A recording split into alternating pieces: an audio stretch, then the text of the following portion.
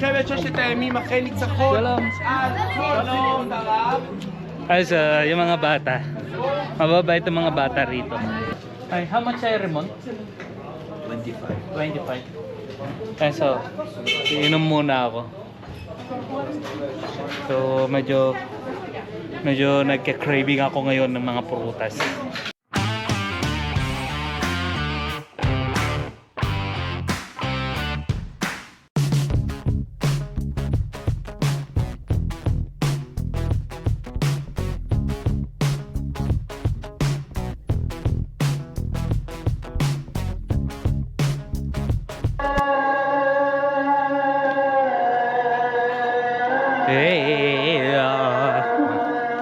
And so, good day again internet. So, nandito pa rin tayo sa may Jerusalem. So, ngayon, ang goal naman natin ay ang puntahan ng Last Supper Room or ang huling hapunan ni Jesus. So, tumingin ako dito sa mapa ko. 15 minutes walk ang layo. So, yun. 15 minutes walk. And sabi sa mapa ko, dire-diretso lang daw to. Yan, so samahan nyo ako, pupuntahan natin yun. Pagkatapos ng Last Supper, so, doon ko palang iisipin ko ano yung idudugtong ko pa.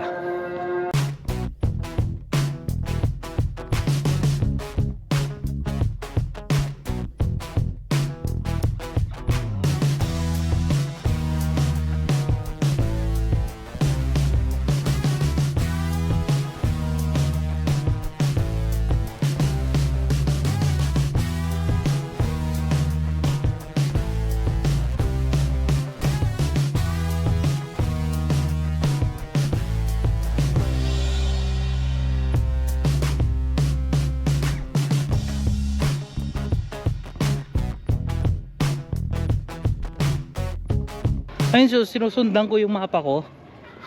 So, mapa ko, diniretso ako dito sa may Zion's Gate. So, lalabas ako ng Zion Gate. Mula dito sa loob ng Old City, lalabas ako. So, hindi ko alam kung tama ba to. Pero syempre, Google to. Kailangan natin tiwala kay Google. So, ito nga yung Zion Gate.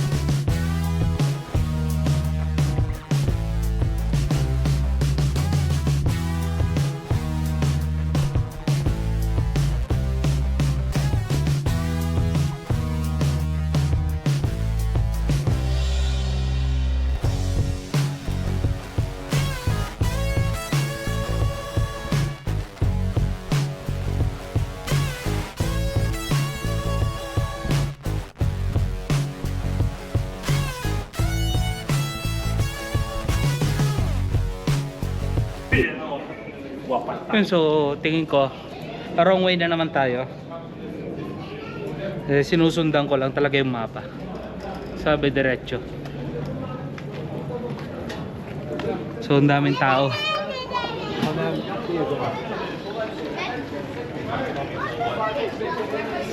He's like 65,000 in debt.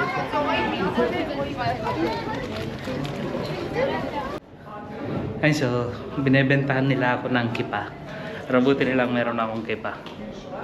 So, ito yung kabilin-bilinan lagi sa akin niya ba. Kipa. Kailangan lagi mong dala. Pero pag nandun ka sa may mga Arab quarter, huwag mong dadalhin. So yun. So welcome to Huling Hapunan.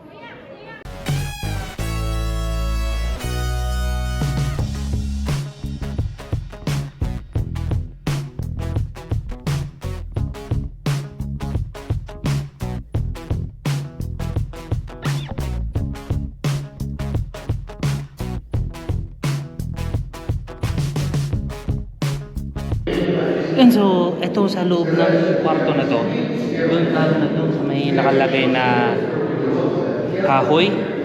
So, yun, doon yung, ito yung sinasabi nilang exact location kung saan naganap ang huling hapunan. Sa English, Last Supper. So, dito yun sa lugar. Ang ganda rito.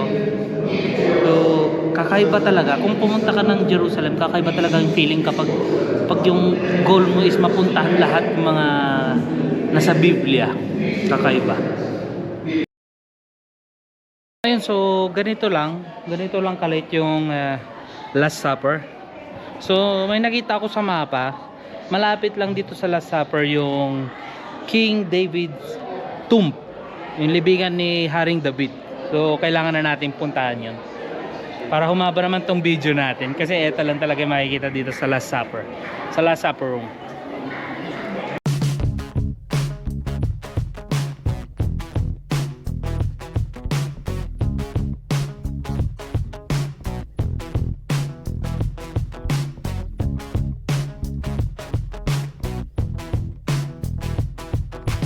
And so dito, kahit naglalakad ka sa araw, walang problema, hindi siya masakit sa balat. Dahil malamig pa rin yung hangin nila. Pero dun sa amin, wow. Isang segundo ka lang sa araw, grabe, ang hapde.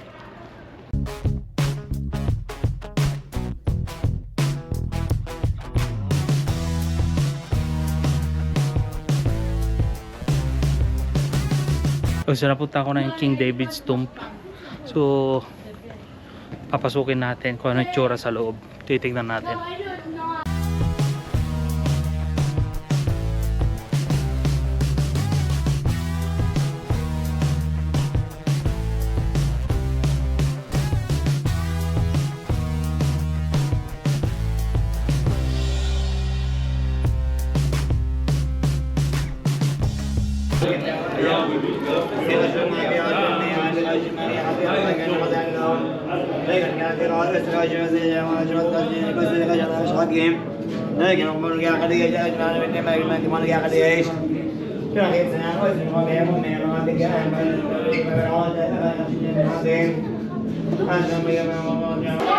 Ayun, so hindi ako makapagsalita sa loob dahil mayroong mga nagdarasal. Tapos yung meron din sa labas naman is ang daming mga bata dahil may field trip sila. So sisigawan sa loob. So binidyo ko na lang. So maraming tao mga nagdarasal. So yung lugar na yun, yun yung libingan ni Haring David. So si Haring David or King David, isa siya sa mga pioneer dito sa Israel, dito sa Jerusalem. Kung isa siya sa mga bumuo ng Jerusalem. And so hanggang dito na lang tong video na to. So Last Supper room and King David's tomb ang magagawa ko. And anong oras na? Is hindi pa ako kumakain. So alas 12 na. Hindi pa ako kumakain. Gusto ko maghanap ng kainan. So ngayon titingnan ko kung mayroong pagkain sa Filipino store. Filipino store. And רק במלחמת ששת הימים אחרי ניצחון. שלום, הרב. Guys, yung mga bata, mababait ang mga bata rito. So pag nakakita sila ng mga camera,